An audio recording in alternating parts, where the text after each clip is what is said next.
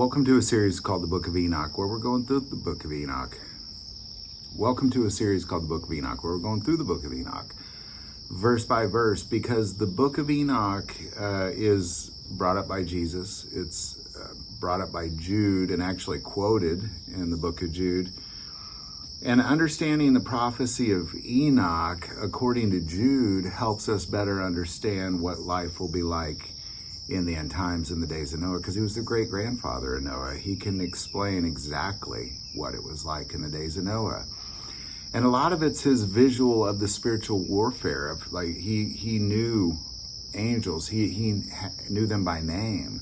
He spoke with them. And these are fallen angels, demons that he interacted with. And these are the same types of things that we're dealing with on the earth right now. And it's just going to get worse as we get to the end time. So understanding that is critical. So as we've gone through this, what we've seen is that there's a group of angels and they have fallen because they have decided to lay with women and give birth to half-breed children, half angels, half humans, and they make this pact together. And this is mentioned this is mentioned in Genesis in the last episode we talked about, and we'll bring up that verse in Genesis again today. So we're just going to pick it up there where we left off, Enoch 6, starting in verse 2. And the angels, the children of heaven, saw and lusted after them, and said to one another, "Come, let us choose us wives from among the children of men, and beget us children." And Semjazah, who was their leader, said to them, "I fear you will not indeed agree to do this deed, and I alone will have to pay the penalty of a great sin." And they all answered him and said, "Let us all swear an oath, and all bind ourselves by mutual imprecations, not to abandon this plan, but to do this thing." Then swear they all together, and bound themselves by mutual imprecations upon it. And they were in all 200, who descended in the days of Jared on the summit of Mount Hermon. And they called it Mount Hermon because they had sworn and bound themselves by mutual imprecation upon it. And these are the names of their leaders: Semjazah, Semiazaz, their leader, Arakabah, Ramiel, Kokabeel, Tamil, Ramil, Danil, Ezekiel, Barakajal, Azil, Amoros, Badarel, Ananel, Zakil, Semshapil, Sadarel, Terrell, Jomjil, Surreal. These are their chiefs of tens. Now I want to pause there because there's something critical going on here. The last episode, we talked about this idea that here's these angels and they have their leader, Semjazah. And he's saying, well, I will do this thing, but you act like we all have to agree to this thing and make a pact. Now, this is also somewhat of human nature. It's probably from them originally, is this idea, well, I'll do this sinful thing, and somehow it's okay if you all do it. That as long as there's a bunch of us doing it, then it's okay.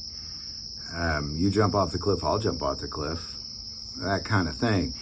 Now, we talked about that the last episode, but I want to make note of these leaders, because here what we're seeing is we're seeing a hierarchy of angels that we've not really ever been described in the Bible before.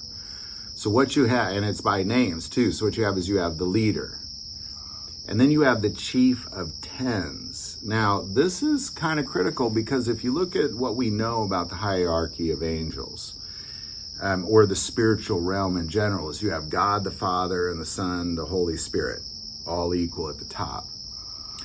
Directly below them is Satan. He's the most powerful being ever created by God, other than God himself and the Holy Spirit and Jesus. And then directly below him is Michael. And then directly below him just goes this hierarchy of angels that has never really been described other than what we see here, where you see one guy who's in charge of 200. And then below him, you see a group of other angels that are each in charge of tens. So there's clearly a hierarchy, and the reason hierarchies are necessary is typically because of warfare.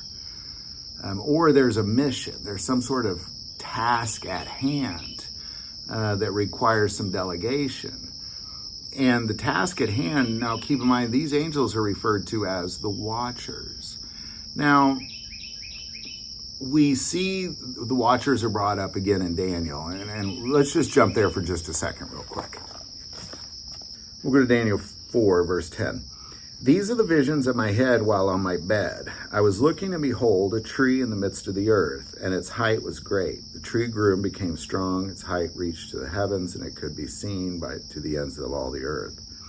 Its leaves were lovely, its fruits abundant, and in it was food for all. The beasts of the field found shade under it, and the birds of heaven dwelt in its branches, and all flesh was fed from it. I saw in the vision of my head while on my bed, and there was a watcher, a holy one, coming down from heaven. He cried aloud and said, thus, chop down the tree and cut off its branches. Now, I'm going to just pause real there, because that's a whole different story of what he's seeing there that we'll actually get into during Enoch, because he's talking about the days of Enoch is what he's prophesying about, these trees that were around, and they were cut down to kill the Nephilim. So they didn't have anywhere to climb and escape the flood. But what they're saying here is that there's this watcher. He sees this holy one come down, a watcher. And then he delegates. He says, cut down these trees. So it's not one watcher cutting down. It didn't say a watcher came down to cut down a tree. It says a watcher came down and told the other watchers to cut down these trees. So there's clearly this delegation at hand. There's a hierarchy of angelic beings. And the watchers, a lot of times what happens is we turn that term watcher into this demonic thing, but that's what their angels are referred to. They're watching, they're keeping an eye on the earth. They're walking to and fro on this earth to advance the kingdom of heaven, of God on this earth, while they're battling against principalities of wickedness on this earth. This is a critical piece that we kind of really need to understand, that the hierarchy of the spiritual realm is important.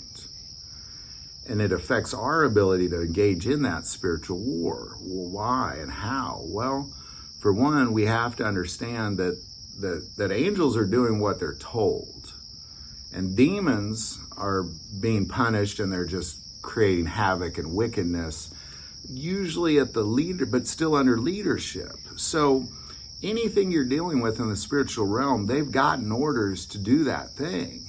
So if you're being attacked by principalities, they're under a direction to be attacking you.